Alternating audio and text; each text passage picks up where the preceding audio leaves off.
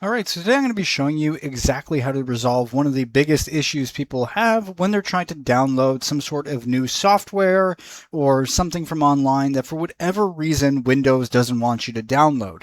Now, obviously, take caution whenever you are downloading something like this. It's best to be certain that you're not downloading some sort of malware or virus.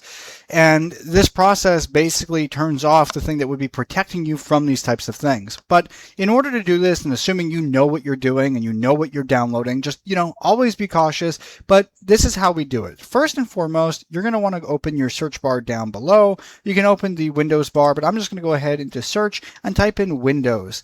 You're going to open up what comes out as Windows Defender Firewall. You can obviously get that through Control Panel as well if you like, but by simply typing that in, you will get it. So Windows Defender Firewall, we're going to go ahead and click that.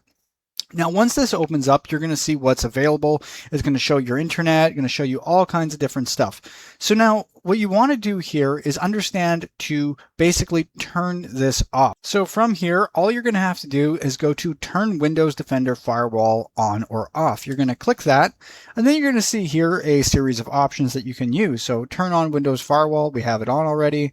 Notify me when Windows Defender Firewall blocks a new app. That's the most common thing that happens when you're trying to download something. It'll block it and tell you why. And then you'll see here block all incoming connections, including those in the list of allowed apps. So this is just to keep it on block, and we see here public network settings as well. So for whichever one you're on, it doesn't really make a difference. You can just basically go and toggle both of these off. And in doing so, you'll be able to download whatever you like, but take note, once again, you are putting yourself at risk to downloading malware, to downloading other things that you probably don't want on your computer.